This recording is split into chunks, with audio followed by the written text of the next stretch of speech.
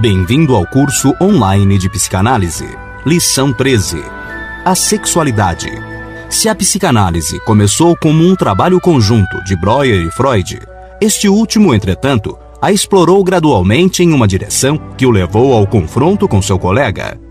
A razão para tal divergência era o sexo. Mais particularmente, o aspecto central dado por Freud à sexualidade, na teoria médica que ele estava então começando a desenvolver sobre a histeria e suas origens. Uma das fontes do interesse de Freud pelo sexo, como fator causal de doenças, deve ter vindo do próprio Charcot, o professor que Freud reverenciava acima de todos. Ele provavelmente se lembrava de uma recepção em 1886, na qual ele ouvira Charcot afirmar que certa jovem devia seus problemas médicos ao desempenho sexual inadequado de seu marido. Em 1888, Freud já postulava que aspectos vinculados à vida sexual desempenham um papel crucial na etiologia da histeria. Na verdade, tanto Breuer quanto Freud foram levados à ideia de que experiências sexuais são uma causa potencial da histeria. Freud diferia de Breuer em sua posição de tratar o fator sexual como a única fonte da histeria. Freud foi levado a pensar dessa maneira pela sua admiração pela teoria viral das enfermidades, desenvolvidas por Koch e Pasteur. Essa nova teoria afirmava que toda doença genuína tinha uma única causa, bem como que um dos principais propósitos da pesquisa médica consistia em descobrir o micro-organismo ou outro agente responsável por ela. Se a histeria era uma doença genuína, como acreditava Freud, baseando-se em Charcot, então ela deveria ser causada por um único agente patogênico. Na visão de Freud, essa causa era sexual. Se havia razões médicas para que Freud colocasse o sexo no centro da psicanálise, devia haver também razões psicológicas.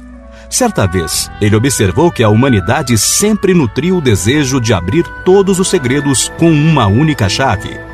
Ele mesmo parece ter sido particularmente motivado por tal necessidade, de modo que sua insistência em uma explicação sexual única para a histeria o levou, por fim, a romper com Breuer. Este, em 1907, afirma que Freud era levado a formulações absolutas e exclusivas, que o levava, em sua opinião, a generalizações excessivas. A teoria da sexualidade infantil. O tratamento de histéricos durante o início da década de 90 convenceu Freud de que a sedução sexual na infância desempenha um papel importante na etiologia das neuroses. Muitos dos seus pacientes relatavam tais seduções por babás, pais e cuidadores, e Freud acreditava que as lembranças reprimidas de traumas sexuais reais criavam os sintomas neuróticos. Na segunda metade dos anos 90, começou a reconsiderar este ponto de vista e finalmente fez uma mudança dramática em seu pensamento.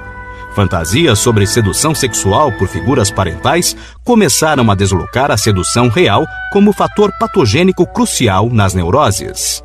Embora as razões do desvio não estejam inteiramente claras, diversas razões foram sugeridas. Trabalhando a partir da hipótese de que a sedução na infância é a causa da neurose, Freud fora incapaz de levar um único caso analítico a uma conclusão inteiramente satisfatória.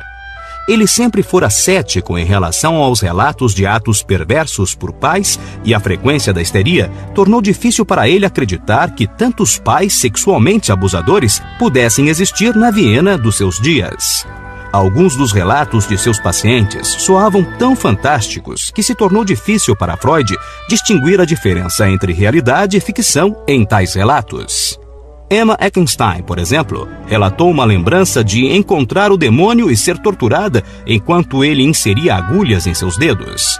Muitos outros pacientes relataram histórias de tortura e possessão ligadas à bruxaria.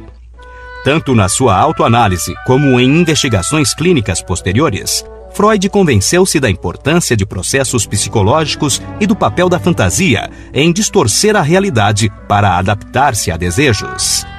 Embora os escritos subsequentes de Freud indicassem que ele jamais abandonara inteiramente sua crença na existência de seduções sexuais generalizada por pais, No final dos anos de 1890, ele claramente passara para uma posição de enfatizar as fantasias sexuais infantis como o núcleo das neuroses.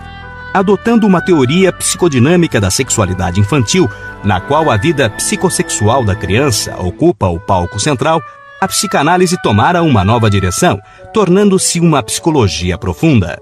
A criança não era mais retratada como uma vítima inocente de adultos maldosos, mas era vista como um ser sexual com poderosas fantasias e desejos. O complexo de Édipo. Em 1897, Freud embarcou em um processo de autoanálise no qual procurava explorar seu próprio inconsciente, examinando seus sonhos e lembranças. Com isso, como escreveu seu biógrafo Ernest Jones, ele estava trilhando um caminho até então intocado por qualquer ser humano. Freud descobriu esta pedra angular do desenvolvimento psíquico durante sua própria autoanálise e em seu trabalho clínico com pacientes, nos quais fantasias de incesto com o genitor do sexo oposto emergiam com regularidade em associação a sentimentos de inveja e fúria assassina em direção ao progenitor do mesmo sexo. Estabelecendo uma analogia entre tais fantasias e o mito grego de Édipo, que, sem o saber, matou seu pai e casou com sua mãe, Freud denominou a constelação intrapsíquica de complexo de Édipo. O complexo de Édipo apresenta um desafio ao desenvolvimento da criança e a resolução do dilema que ele propõe difere de acordo com o gênero. Freud colocou o complexo de Édipo como o núcleo das neuroses. Ainda que suas aspirações a respeito de sua nova teoria fossem de início modestas, elas foram aumentando gradualmente, até que ele reconhece que a psicanálise pode se vangloriar de ter realizado a descoberta do complexo de Édipo, e que só isso já bastaria para incluí-la nas mais importantes aquisições da humanidade. Em nosso próximo encontro, falaremos sobre a interpretação dos sonhos e continuaremos a falar sobre a sexualidade infantil. Até lá!